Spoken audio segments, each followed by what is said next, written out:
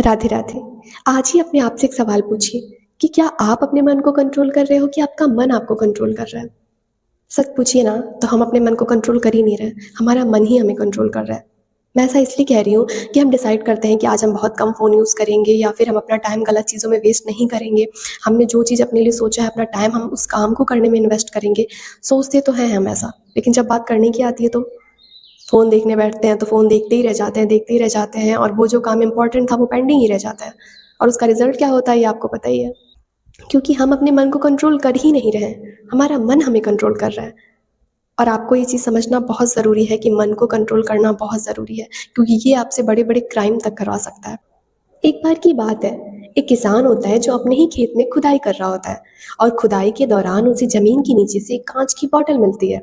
वो तुरंत उस बॉटल को खोल करके देखता है। जैसे ही वो उस बॉटल को ओपन करता है, उसमें से एक जिन्न निकल के आ जाता है और वो जिन्न उस किसान से कहता है कि आज से आप ही मेरे मालिक हो, बताइए मैं आपके लिए क्या करूँ?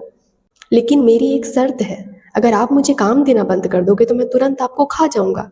मैं बिना काम के नहीं रह सकता, मुझे कंटिन्यू काम चाहिए। फिर वो किसान उस जिन्न की बातों से पहले तो बहुत खुश हो जाता है कि ये मेरी सारी इच्छाएँ पूरी करेगा। तुरंत उससे अपने लिए घर, सोना, चांदी, हीरे, मोती सारी चीज़ें माँग लेता है। लेकिन जैसे ही वो उसे काम देना बंद करता है, जिन्न तुरंत कहता है, मुझे काम चाहिए, मुझे काम दो वरना मैं तुम्हें खा जाऊँगा। अब किसान उस जिन्न से बहुत परेशान हो जाता है, क्योंकि किसान जिन से जो भी काम कहता है, वो जिन्न उस काम को चुटकियों में कर देता है। अब उसे समझ नहीं आता वो जिन को क्या काम दे। परेशान होकर के वो एक महात्मा जी के पास जाता है और वो उन महात्मा जी से अपनी सारी परेशानियां बताता है। सारी परेशानियों को सुनने के बाद महात्मा जी उससे कहते हैं, तुम एक काम करो, उस जिन के पास जाओ और उसे एक पेड़ पे चढ़ने और उतरने का काम दे दो।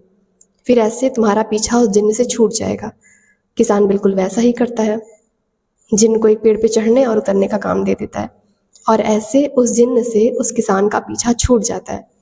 और यहाँ पर बात जिन्न की नहीं, आपके मन की हो रही थी।